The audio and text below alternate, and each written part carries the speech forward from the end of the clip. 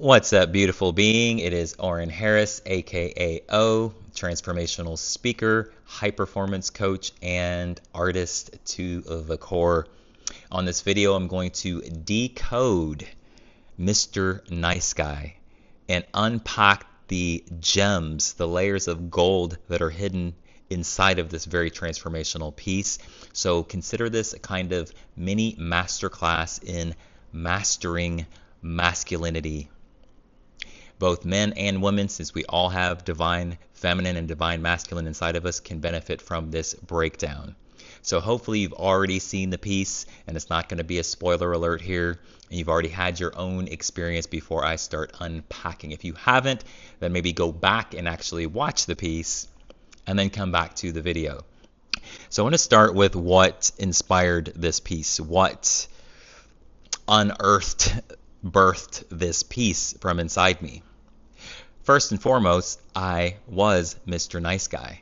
I have an aspect of Mr. Nice Guy inside of me, as do many, most men to some degree.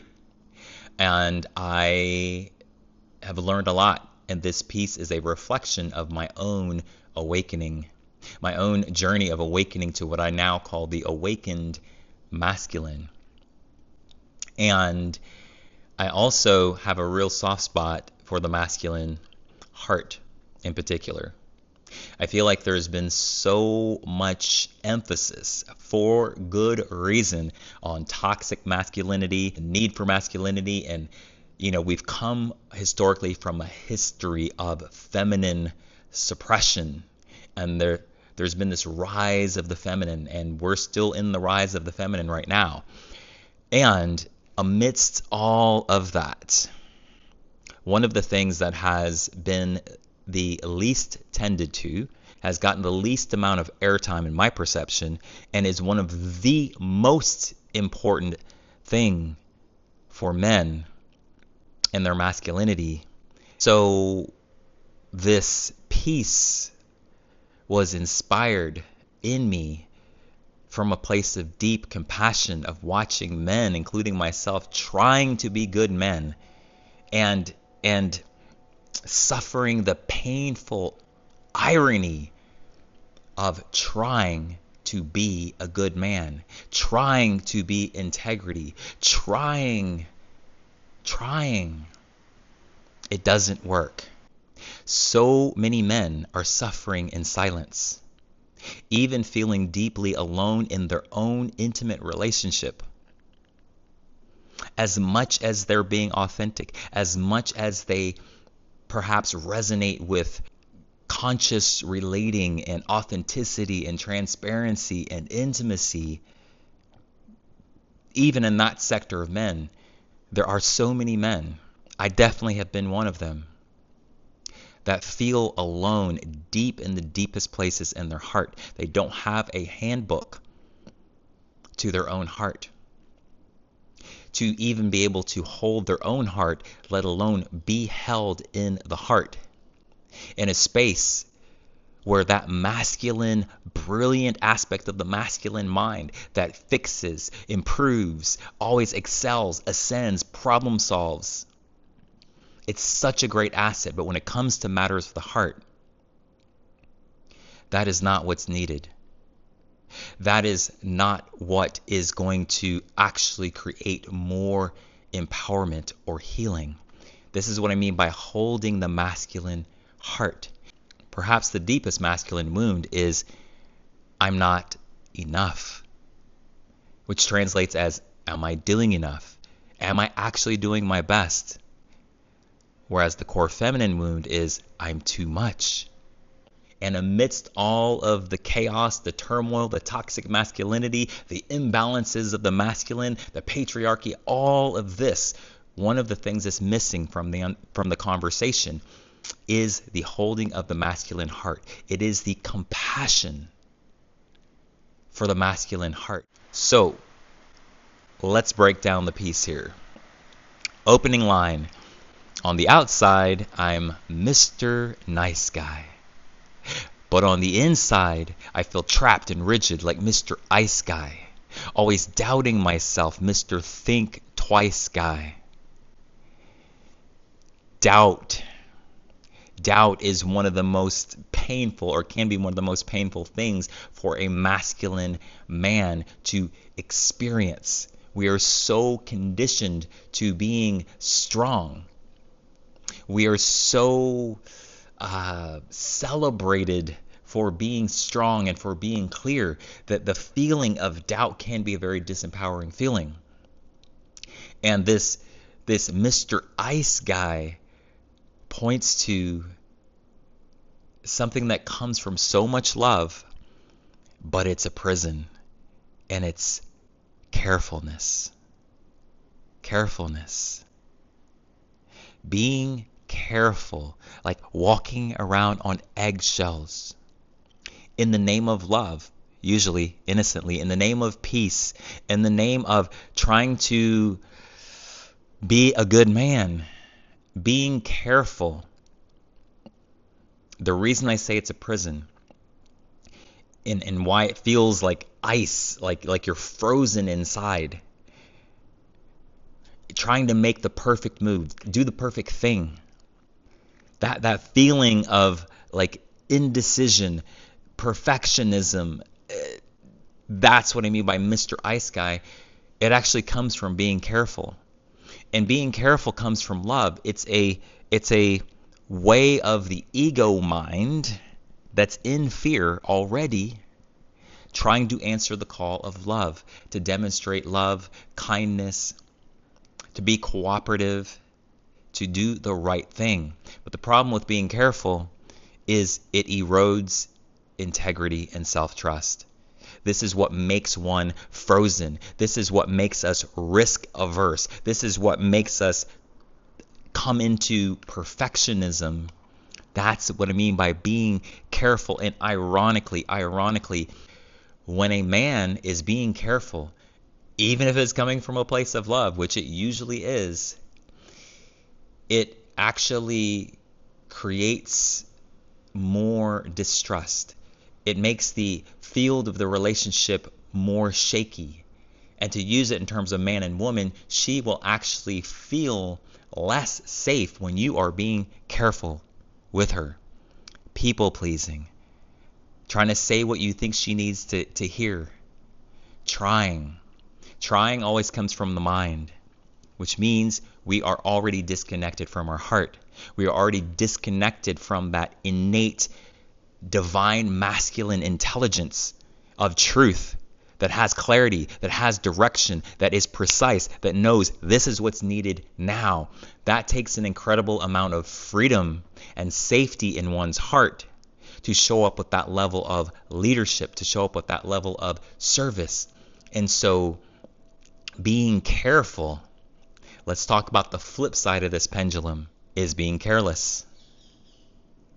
Careless is short-sighted. Careless means you're caring less about others than about yourself. Careless is like putting yourself on a pedestal. Careless is entitlement.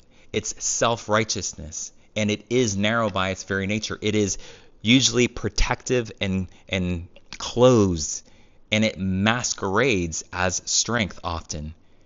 But it's hiding a deep weakness. But what happens with a lot of men, with a lot of beings, is in the carelessness, you recognize, you realize that, one, it's not an empowered state of being. Two, perhaps you've caused some harm in some way. You're like, you were careless. Would be like the toxic masculinity. And so then you start to tune into the inner call of your integrity, and it calls you back into integrity. But if you're afraid, then what happens in the pendulum swing is we go from being careless, like, oh, I fucked up, I did the wrong thing, I messed up, I said the wrong thing, and swing to the other side of the pendulum, which is careful. Right? And so carefulness is like the flip side of carelessness. They are both rooted in fear. They are both rooted in separation. But what sits in the middle, which is ultimately the space and the resolution of this entire piece, is caring. But let's be honest, it takes a tremendous amount of courage to be caring. Caring in the purest sense. is to be love. Love. To be intimate. You're not above anyone or you're not below anyone. To truly be caring takes a tremendous amount of courage of heart, a tremendous amount of honesty, and it definitely takes compassion to be caring. And this is why society, like in the world, wherever toxic masculinity has been called back into integrity, if it doesn't pass through the heart and it turns into carefulness and a bunch of men out there trying to be a good man, aka Mr. Nice Guy, Mr. Nice Guy, who's waiting to explode, who is much more dangerous. All right? The healing has to happen in the heart to move into caring. And this is where we are fearless in heart.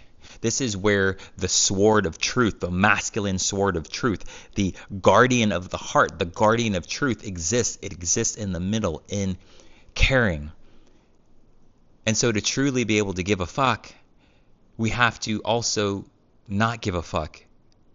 AKA not be people pleasing, not trying to please her, not trying to be a good man. All right, let's continue with the piece. I wonder, why do nice guys always finish last while the bad boys get all that ass? I just threw that in there because that's something I can relate to and many men can relate to. It's like, man, you know, the women out there, they want the bad boy, right? What about the nice guys? I know she wants a nice guy, a guy who is in touch with his feminine, a guy who is empathetic and caring, you know. Well, can I get some ass as well? All right. I don't know, girl. He's such a good guy. I feel safe, but I'm fucking bored. He's so available, but my beep feels ignored. This points to this paradox, this conundrum that so many women have experienced before, where they got the good guy, they feel safe, but not really, wink, wink, but they're bored. He doesn't have an edge. He doesn't have a spice. He doesn't have a spine. Hi, I'm Mr. Nice Guy. I'm secretly rejecting my rage, but I get the security of being a prisoner in your cage. Just let that simmer for a second. Secretly rejecting our rage. Rage is not popular. Anger is not popular, especially when it's been destructive. But it still deserves forgiveness. It still deserves love. And if we do not agree with that, if we do not, now we might have a difficult time, but if we do not agree that it deserves love, it's worthy of God's love, it's worthy of our love, it deserves forgiveness, it deserves compassion. When we truly see through the eyes of love what it is that creates this disintegrated, disruptive anger or rage versus an integrated anger that is passion and power expressing itself. Many men are secretly rejecting their rage. I heard this a long time ago. It's like if you see someone struggling on the street and they're like really, really sad, they're crying, they're just like distraught, they're depressed, they're just like, you know, grief-ridden, then it's such a human heart inclination to be like, are you okay? How can I help? And extend our love and our service. But when we see somebody who's angry or somebody who's in rage, it's like the first instinct is protection, right? And there's nothing wrong with that instinct, but what I'm pointing to here is that anger and rage for men, for women, and for the planet at large, especially if it's expressed out of integrity in a way that is disrupting or violating someone else or their free will or their safety, is so frowned upon that the healing, the seed of healing, the seed of elevation that's trying to happen inside of anger, sometimes, many times, probably often doesn't happen. And so what do we resort to? if we don't heal our anger, if we don't integrate anger or rage and therefore elevate it and let it be more constructive, then the other option is to control it.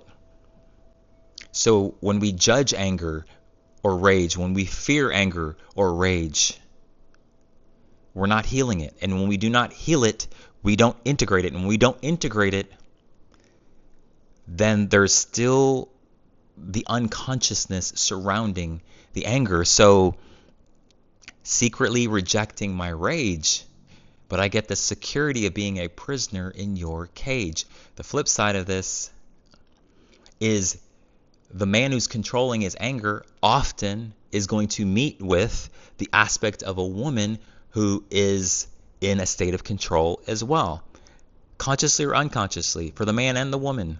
Not like literally trying to control your anger, but because anger and rage has caused so much chaos and havoc and out of integrity behavior, a feminine presence who doesn't feel safe in the presence of anger, she's seeking safety.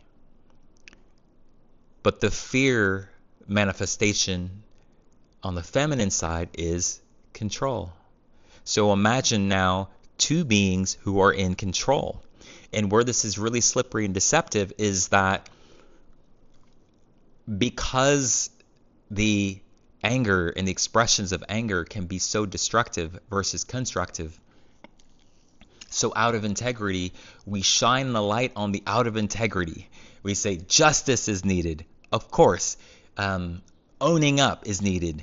Some sort of resolution, some sort of whatever to ideally to create, to bring things back into balance. But things do not actually come into balance from the inside in a sustainable way unless some measure of healing happens.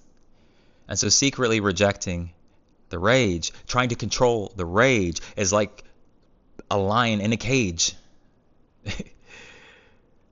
I can't help but be poetic sometimes. And a lion in a cage, which is metaphoric for controlling ourselves, which means we're afraid of ourselves. A lion in a cage is more dangerous because whatever we are trying to control controls us. Now, to keep this conversation balanced, I'm not saying that controlling, restraining yourself from hitting somebody or violating someone's free will is not a good thing. It is a good thing. So in instances, controlling anger, controlling rage in its expression is a positive thing. But when it comes to transformation, healing, and elevation, it's not a good long-term play. And that is the extent to which most men or people have in their toolkit of anger. It's just like, keep that shit under wraps. Or anger management. Anger management is not transformation. It might be the beginning seed of transformation, but transformation happens when this fire, this divine masculine fire that is moving through the ego structure, it's moving through fear. That's what makes it destructive. That's what makes it disintegrated.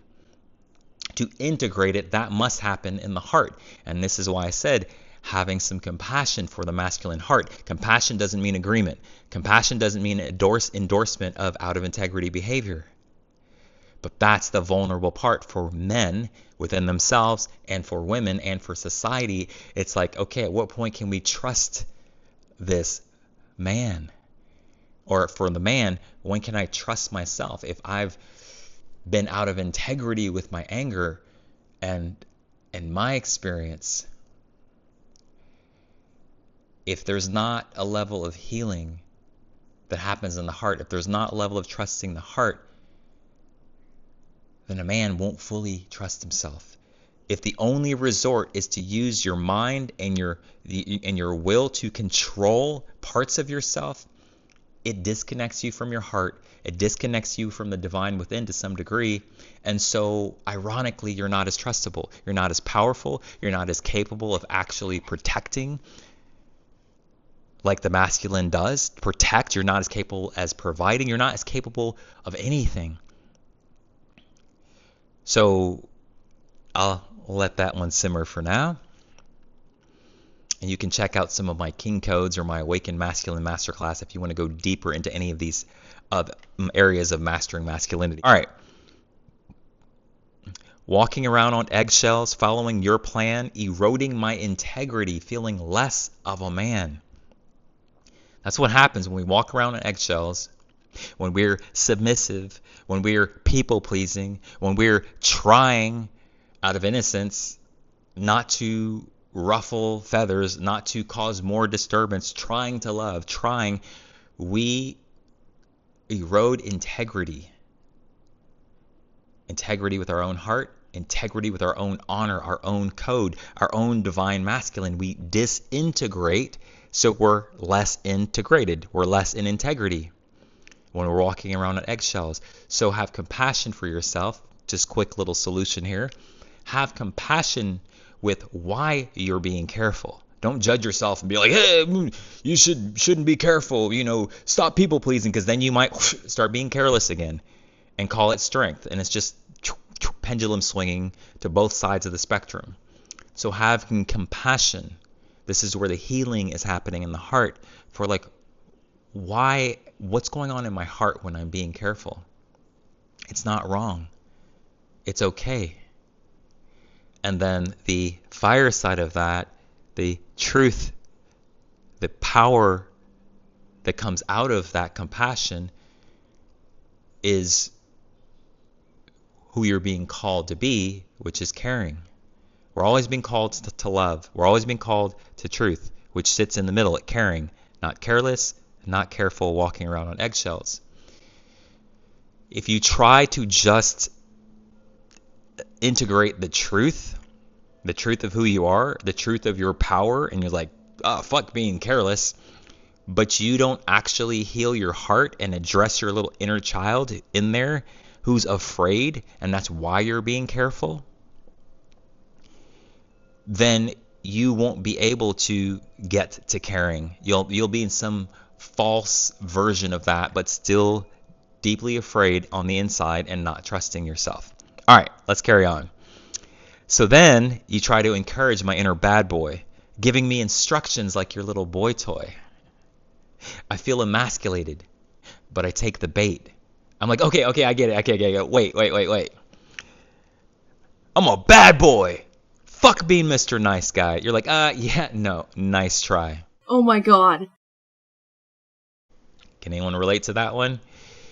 There's so many manifestations of this in relationship. God bless both parties that participate in this.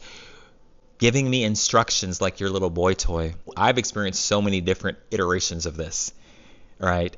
Instructing the man on how to treat you. Instructing the man on how to make love to you. Instructing the man. If you instruct a man, and this is a very precise energetic, I don't mean asking for what you need.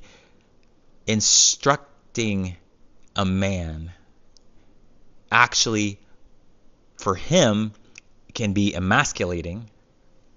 It's not giving him the opportunity to be a man. And even if he follows your instructions and you're like, oh, this is great, I'm getting what I want, and so is he. No, he's not, and no, you're not, because you instructed him. It's not coming from his core.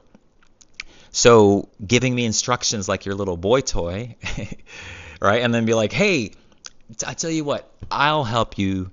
You're being a little passive. You're being Mr. Nice Guy. Let me teach you how to be a real man. If you teach a man how to be a man, especially a woman, if you are teaching him, it doesn't work. It doesn't work. Even if you are innocently asking for something that you need, if you have that energy as if he doesn't know, he can't know, he needs your help. If you're not coming from a pure place, that's another way to say it, which is usually happening because you feel unsafe or you want to get something.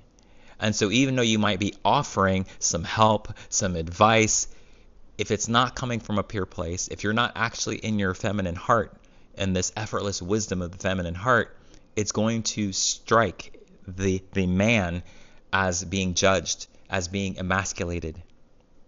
And you're not going to be satisfied because low key in the background, you're going to be like, well, I had to tell him though. And here's the truth. No, you didn't have to. So there's a letting go of control that needs to happen there, because the man that you want, the angel bad boy, the caring man, the man who unconditionally loves you but doesn't take your shit, that is what you want, woman. And man, trust me, no matter what she says out of her mouth, that is what she wants.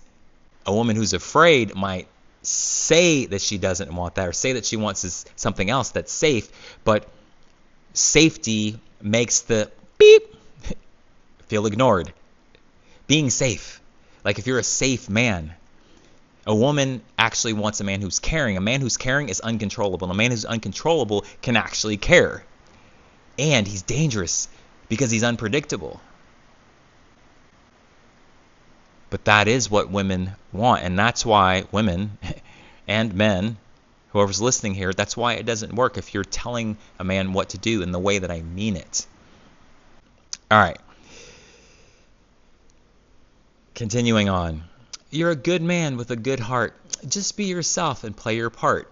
Again, it sounds nice, it sounds loving, but it is still another clever expression that is emasculating. It's just like, it's okay. Like, that it's just not you. Maybe it's just not your nature. Maybe you're just more feminine. That's not your job. And men, don't internalize that.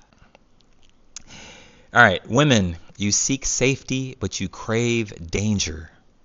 You love the rush of being with a stranger. You know, Mr. Burning Man, motorcycle riding surfer, all tatted up. Deep down inside, you want to be dadded up. I think that one speaks for itself. It speaks to the pendulum swing conundrum that many women have gone through.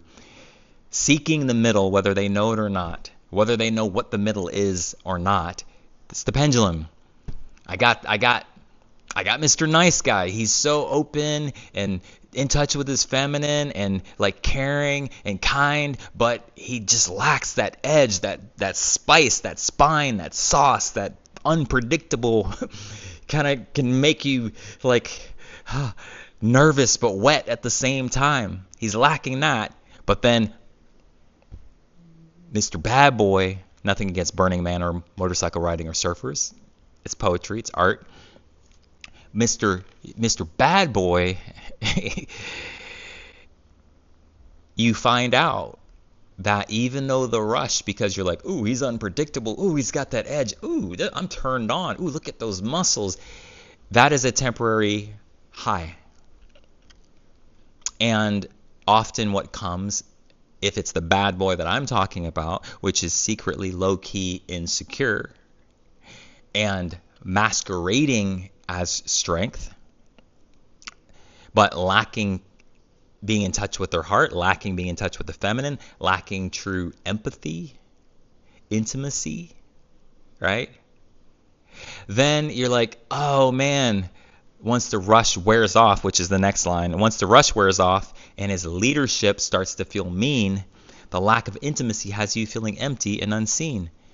Back to square one. You're like, damn, yeah, maybe that just was a Burning Man romance or a weekend romance, or that shit wears off and then you're like, he can't hold my feelings. I feel like he's there, but he's not there. Feels like he's absent. He's not present. Because to be present, especially with the feminine, it demands the willingness to be intimacy. It demands the willingness to be vulnerable. There's no way around it. So, therein lies the dilemma, the bad boy. All right, we're getting to the resolution here. With Mr. Nice Guy, you feel safe because you feel in control. He's nice, but at the expense of his own soul. Whew. Guys, I know you can relate to this in some way. Being nice, but at the expense of your own soul. That's where you're going to truly feel honor and true integrity, your own inner code, your own inner king, is when you're honoring your own soul. No matter what. No matter what anybody thinks, including her. I don't mean in a careless way. I just mean in a true sense of not giving a fuck about what people's minds are thinking or perceiving about you, because that's not truth usually. And for the women, you feel safe because you feel in control.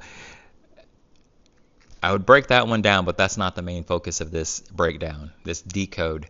But just let that simmer. Have compassion, but be honest with yourself about where you are feeling safe because you feel in control. And I'll tell you what you already know deep down is when you create control, the ego's way of trying to create safety is through creating control, through understanding, through knowing, through what you feel like you have the capacity to control. The problem is because it's not, well, the problem is you don't actually feel safe. You might feel relieved. You might feel like a temporary sense of relief because you're like, okay, at least I don't have to experience that or be in the unknown. Okay, so I feel in control, but that doesn't create safety. But the honesty here, the truth pill here, is to admit that, okay, I attract Mr. Nice Guy. I attract a guy that I'm smarter than, more emotionally intelligent, more powerful than, whatever. There's nothing wrong with that. But if you're like, I'm attracted, what's the deal? You're either attracting emotionally unavailable men or men who are emotionally available but lack the spice. They can't protect you. Not the way that you can actually fully relax. The dilemma there is that if you don't admit that you gravitate towards the safe man because you feel in control, and also that's the compassion, is like, feel for your little girl and her desire to feel safety. You get to feel that. And then take the red pill, which is safety's not what you want, not in that way. Right? You want to be able to let go of control and relax. And you want a man, a masculine presence that you can let go of control and surrender to. And I know the whole chicken egg dynamic, you got to be honest about that one too. It's like, well, yeah, I would relax and let go of control and surrender if it's a man I can surrender to. And I get it. That's logical. And there's some truth to that. But how do you find that man? If you're like, hey, it's your move first, that move to surrender happens inside you ultimately. We'll talk more about that later. Mr. Nice Guy, you feel safe because you feel in control. He's nice, but at the expense of his own soul. Mr. Nice Guy is careful, while the bad boy is careless. Both seek the true caring of love that is fearless. Whew. That's the center point. That's the awakened masculine. You see, the safe man is dangerous, but the dangerous man is unsafe. One shapes up while the other loses his shape. One can't protect you, the other you need protection from. Your heart can't relax on the fight or the run. So let's unpack that, and then we'll get to the last act here, which is the resolution, which is what the calling is. It's the man that you actually want. It's the man that the men want to actually be, and it's the man that lives inside of all men. All right. The safe man is dangerous. The safe man, meaning the eggshell, the people pleaser, the man who's going to take your shit. And I mean that in the nicest way. The safe man is actually more dangerous because he's more unconscious. He's actually out of control inside, but is like in this controlled state. And so, in a sense, because he's disconnected from his power core, he's actually more dangerous in a way, right? And the dangerous man, the bravado, bad boy dangerous man, is unsafe. One shapes up. He's the one that shapes up. The other loses his shape, his spine, his frame. One can't protect you, Mr. Nice Guy. but the other you need protection from. Because the guy who's careless, the bad boy, who is low-key insecure, afraid, and the bad boy is just a manifestation to hide that, that guy you need protection from. What I mean by that is anyone who's controlling, it's the lion in the cage analogy. The lion in the cage is more dangerous. Why? Because it's a metaphor for control. The man who is masquerading as strong but not connected to his heart is unconscious, flat out. And because he's unconscious and because he's controlling his own rage, just like Mr. Nice Guy is, that's why it's more likely to come out of left field. And that's what I meant when I said his leadership starts to feel mean, because that's the aggression. It's the passive aggressive cycle. And so this is where you see in extreme cases domestic violence. All right? It's like Mr. Bad Boy, suddenly he's just like explosive fits of anger or rage, uncontrollable, and it's this destructive energy because this man has never gotten in touch with his own heart. So one can't protect you, the other you need protection from. Either way, your heart can't relax on the fight or the run. You see, it's the safe kind of danger that you really desire. The kind that comes from the heart's inner fire. The fire of true intimacy. Naked vulnerability. There's fire there. When we're not controlling ourselves and truly in a state of intimacy, which is not positive or negative, the fire of the heart, the fire of the pure divine masculine is able to move, and that is not a controllable fire, but it's a fire that's integrated. And so that is the fire that you seek. Not the careless, not the careful, but the balanced fire that comes from the integrated masculine.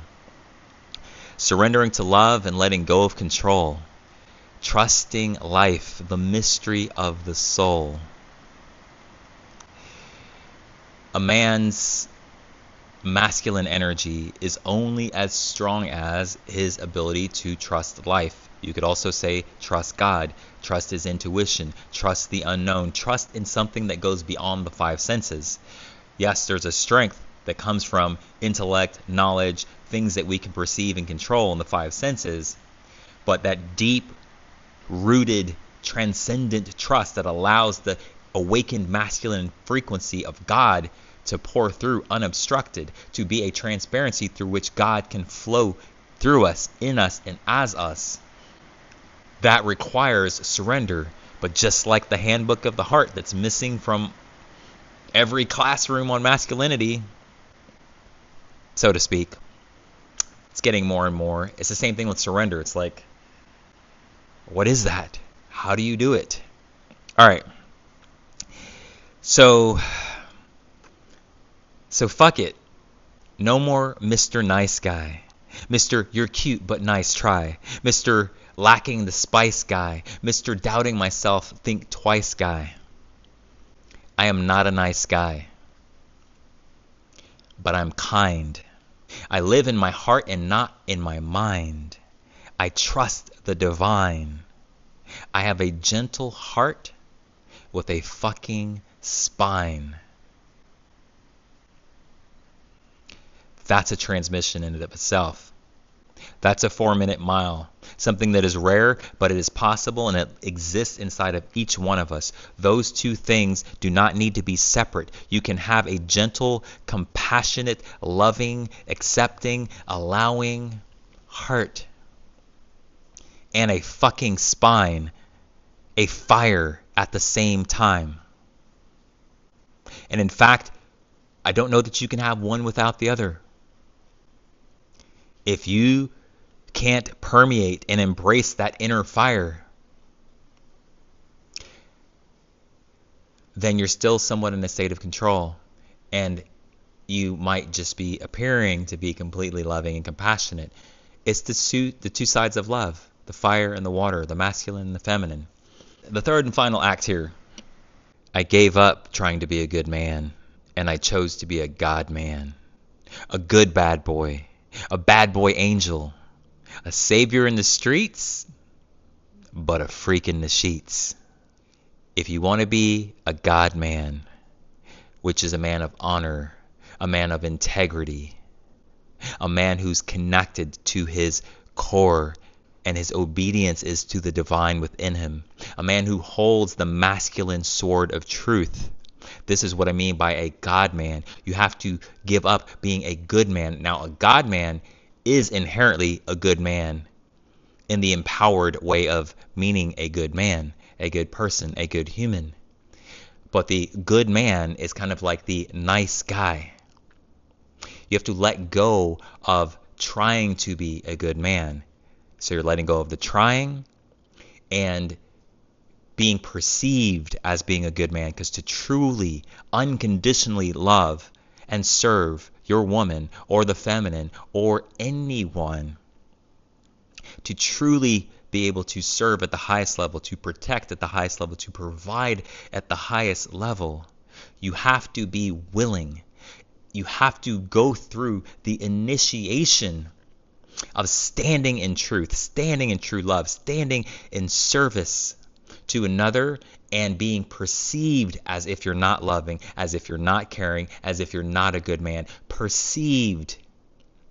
You have to be willing to stand and let the distortions and the projections that are trying to project onto your truth, you have to be willing to accept that and to not defend it or not to fight it, because the truth needs no defense. And that's what I mean by you have to give up trying to be a good man if you want to be a God man. And ladies, that is what you want. You want a man who's so connected to God, so obedient to God, to his internal integrity, his internal truth, more than you. Savior in the streets, but a freak in the sheets. Why not? Even Jesus got a little freaky sometimes. So, last line. I trust my heart and I honor my soul. I'm a man you can trust but can't control. So that is the end of Mr. Nice Guy and the beginning of the God man, of the awakened masculine.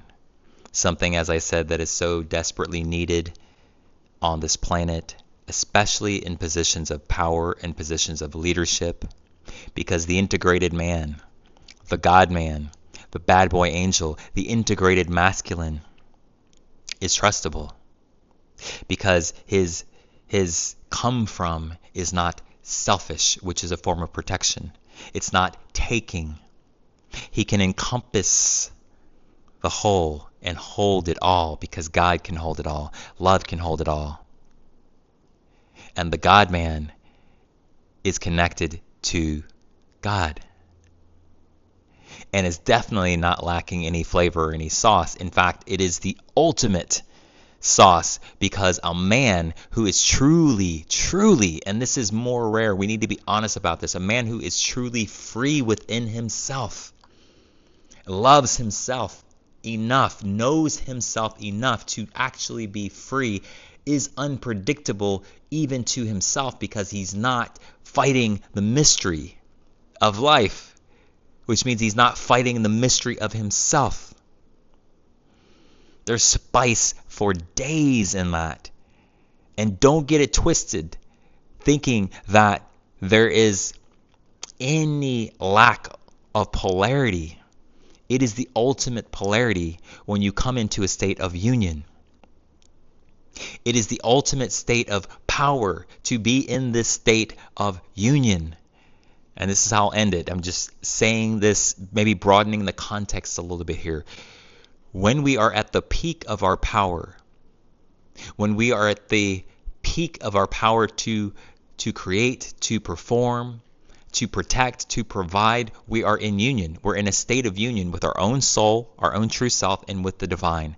That's why it's exponentially more powerful than when we're in a controlled state or in a state of separation or in some sort of society conditioning or role or idea about masculinity. Masculinity doesn't exist inside of any structure, not pure masculinity or pure divine feminine, which is why we're so afraid of it.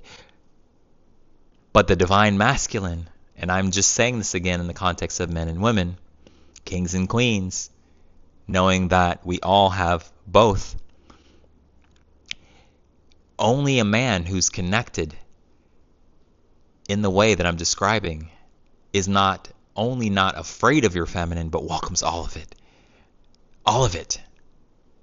I've never thought, and I've definitely never said to my woman, or even implied to my woman, that she's too much. Because that's dishonest. It's not truth.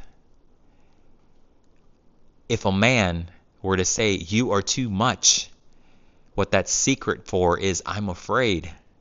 What that really means is I'm not in touch with my own feminine, so you're unpredictable to me right now, and my little boy feels afraid. So let me just say you're too much, which is different than like, hey, calm down. You see, a man who's in his heart, who's embracing his inner fire, and both sides, the fire and the water, can actually say, calm down. I like to say the feminine wants to be contained without being constrained. Nobody wants to be constrained because we're free beings, but the feminine wants to be contained. So this is where the unconditional acceptance and keeping your heart open, this is where she'll actually trust you, and where you can actually contain her, which is not controlling her, and it's certainly not judging her. She will feel that. If you're lying to yourself, she will feel that, and she will not trust your fire. So, that is my decoding of Mr. Nice Guy.